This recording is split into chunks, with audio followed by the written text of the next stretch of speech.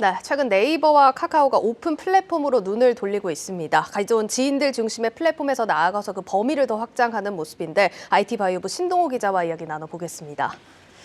신 기자, 카카오는 이제 오픈 채팅, 네이버는 오픈톡 이렇게 부르긴 하는데 오픈, 그러니까 말 그대로 열려있는 커뮤니티다 이렇게 생각을 하면 될까요? 예, 맞습니다. 말 그대로 그렇게 해석하면 될 것 같은데요. 예. 이 기존의 네이버와 카카오의 대화 커뮤니티 플랫폼을 보면은 밴드라든지 카카오톡 등 이 지인 위주로 이루어졌습니다. 네. 그런데 이 카카오가 진행하고 있는 오픈 채팅이라든지 네이버가 선보이는 오픈톡은 이 불특정 다수를 대상으로 하죠. 이 말 그대로 오픈인 만큼 많은 사람들이 이용할 수 있는 겁니다. 예. 그래서 모르는 사람들끼리도 이 공통된 관심사를 기반으로 모여서 대화를 이루게 되는 겁니다.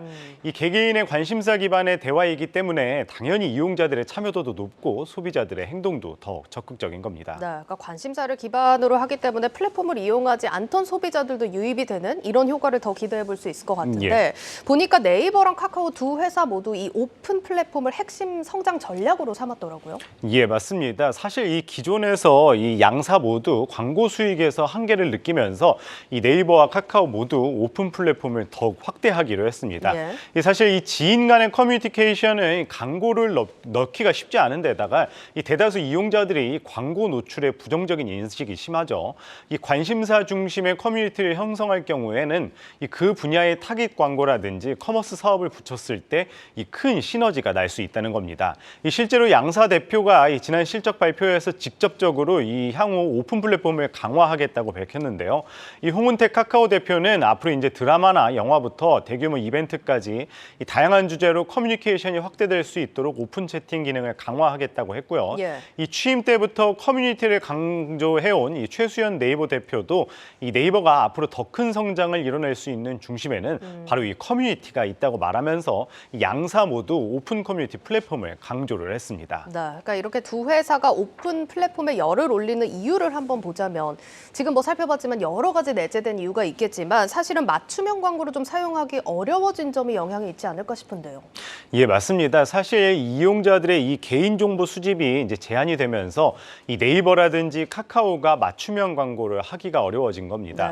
네. 이 네이버와 카카오가 했었던 이 기존에 있었던 온라인 광고라든지 맞춤형 광고 같은 경우에는 이 사용자 데이터나 이 데이터 로그 등 개인정보를 활용해서 이 광고, 타겟팅 광고를 했었습니다. 네. 그런데 이 이용자의 개별 웹페이지 접속 기록을 바탕으로 이 비슷한 접속 기록을 가진 이들을 이 그룹으로 묶은 다음에 또 해당 그룹의 뭐 성별 나이나 관심사 등을 이 빅데이터 분석을 통해 추정을 했기 때문에 이 이를 통해서 만들어진 맞춤형 광고가 이제 개인 정보를 기반으로 돼 있기 때문에 네. 조금 힘들어진다는 겁니다. 이 개인 정보 보호가 강화되면서 이 당장 이용자 취향에 따른 맞춤형 광고가 어려워져서 이 광고 효율과 매출이 떨어질 상황에 처하자 이제 개개인의 취향이 자연스럽게 드러나는 이 커뮤니티, 즉 오픈 플랫폼을 앞세우고 나서게 된 겁니다.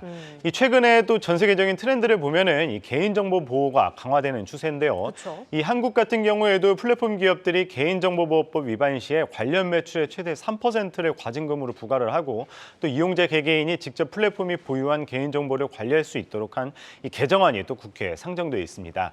이에 점점 이 플랫폼이 사용자 정보를 공짜로 이제 수집하기가 어려워졌는데요. 이 때문에 이를 보완하기 위해서 양사가 모두 오픈 플랫폼으로서의 사업을 확장하는 겁니다. 예. 그러면 앞으로 네이버와 카카오가 이 오픈 커뮤니티 플랫폼을 어떻게 활용할지도 궁금한데 사실 카카오 같은 경우는 지금 뭐 오픈 채팅이 좀 활성화된 상황이잖아요. 네, 맞습니다. 뭐 카카오 같은 경우에는 일찌감치 이 오픈 채팅을 선보였었죠. 뭐 물론 계속해서 좀 부정적인 면도 나오고 있지만 예. 오픈 채팅 꾸준히 성장을 해왔습니다. 현재 카카오 오픈 채팅 하루 활성 사용자 수가 약 900만 명 이상으로 이제 집계가 되는데요. 어느 정도 이 안정적인 사용자 수가 다다른 만큼 이제 카카오는 이 오픈 채팅에다가 광고 도입과 함께 뭐 동영상 광고라든지 다양한 것을 이제 접목을 해서 이 광고 단가를 확대한다는 계획입니다.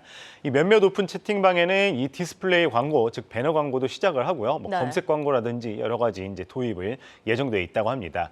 이렇게 오픈 채팅을 통해서 수익을 내는 효과를 업계에서 계산을 해봤는데요. 앞서 이야기했듯이 이 카카오 오픈 채팅의 하루 활성 사용자 수가 900만 명 이상이라고 했죠.